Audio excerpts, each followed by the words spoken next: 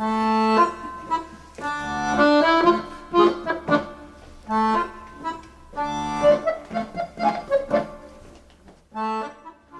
se plaignait pas de lui chez Cascade. On le trouvait pas trop arnaqueur pour un dégueulasse dans son genre. Profiteur de mouise, vampire, tout. Il tâtait de la fougue forcément, comme tous les crapauds de sa partie, toujours receleurs plus ou moins. Il lui en revenait de chez Cascade, mais jamais des grandes quantités, juste des babioles, des pacotilles que les mômes secouaient aux clients, des petites occasions, à la rigolade plus ou moins cadeaux. Cascade les encourageait pas. Il n'aimait pas les voleuses, mais c'était ardu d'empêcher. Elles étaient obstinées là-dessus. Fallait qu'elles trifouillent toutes les poches. Les crayons en or, les fumes-cigarettes, elles en ramenaient toujours un peu, et même des montres avec les chaînes. Cascade voulait pas que tout ça traîne. Il montait tout de suite au pétard. Fallait que ça se liquide. Illico. Pour ça, Titus, ce voltigeur, jamais une question, à la casse et hop, emballé. Et puis, tout de suite, il oubliait, jamais un impair, moindre vape, et il se rappelait plus de rien, encore bien plus vite. Ni des objets, ni les bonnes femmes. Il oubliait tout, l'éclair. Il nous faisait à nous-mêmes la blague. Il se rappelait même plus de nos figures. Là qu'était son charme, cette façon éclair d'oublier. Il lui passait bien du monde dans son magasin pawnbroker. Si ça défilait de 5 à 10, des personnes de toutes conditions, des modestes et des arrogants, des tapageurs et des peigne-culs. Le malheur frappe un peu partout.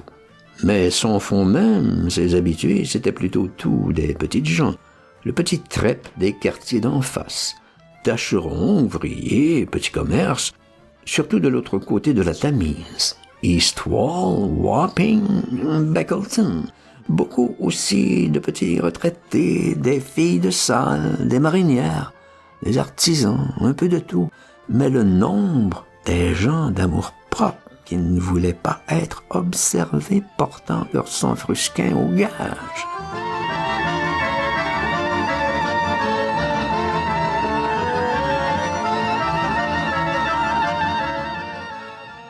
Et il avait de la concurrence. Il n'était pas tout seul dans l'East.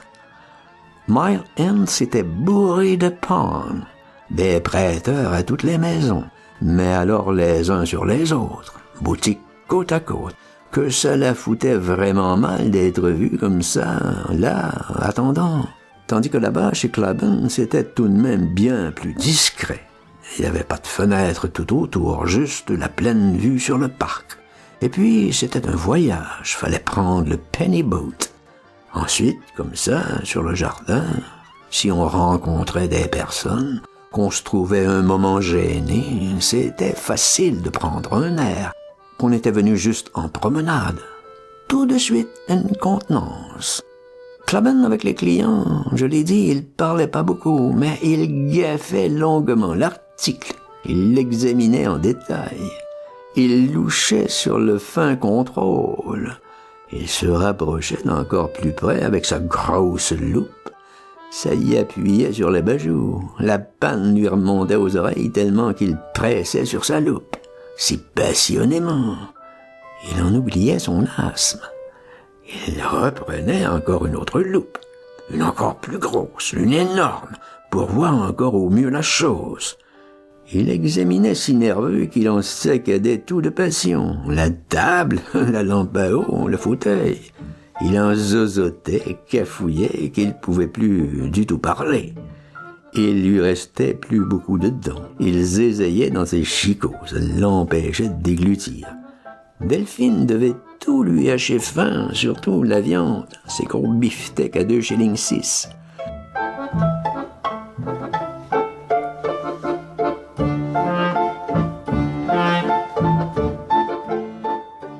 Il plaisait à la clientèle, telle qu'elle, c'est un fait. Peut-être à cause de son chienlit, de son casaquin oriental, de ses allures Ali Baba, de ses encens, de ses tentures, tout. Ça prend bien sur les Anglais l'étranger qui reste baroque, qui se met pas à jouer gentleman, qui demeure tel quel hurluberlu, plutôt le singe. Jamais je l'ai vu se faire engueuler le Clabin pour ses performances, ses exactions de commerce. Pourtant, il se montrait dégueulasse. Le pire chacal, abject, relu, question d'usure et mauvaise foi.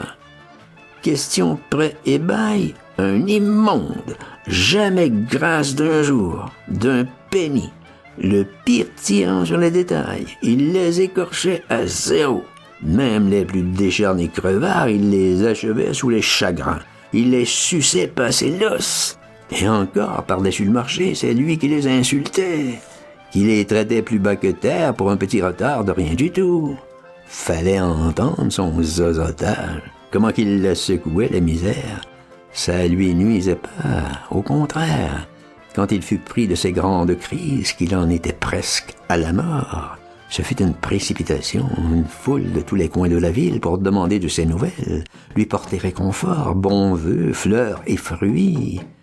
Il avait de ses petits clients qu'il avait dépouillés à vif, auxquels il avait tout soustrait, leur table, leurs montres, leurs paillassons, et qui revenaient encore le voir, comme ça, sans méchanceté aucune, qui lui ramenaient même d'autres clients, des connaissances de ci, de là, des personnes aussi dans le besoin.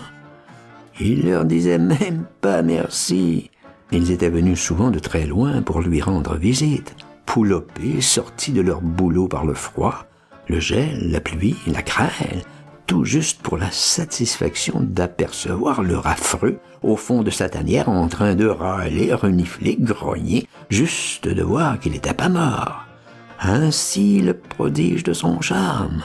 Il leur parlait que de pognon, presque jamais un mot gracieux. C'était comme ça, et voilà tout.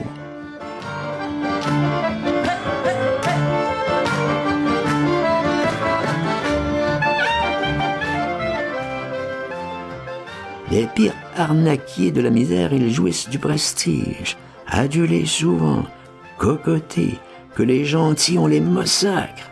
Faire crever le pauvre, que ça chie pas. Bien abuser des pires détresses qu'il dégueule le sang. C'est le fin du sortilège, la vraie magie, le beau de beau. On peut bavarder pour le reste.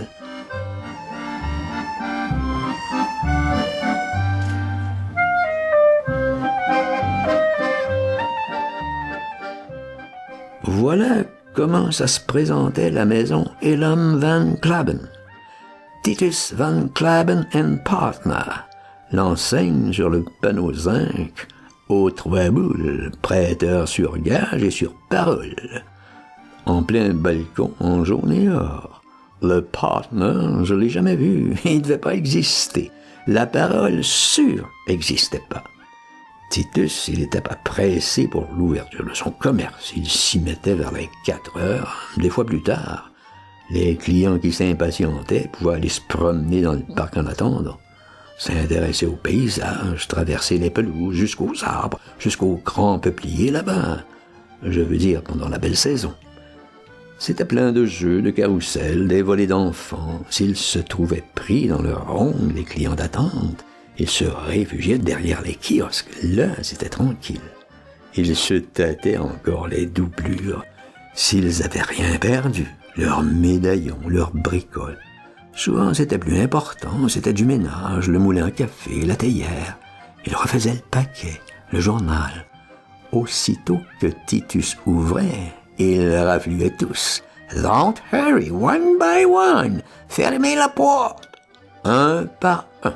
Pas de bousculade.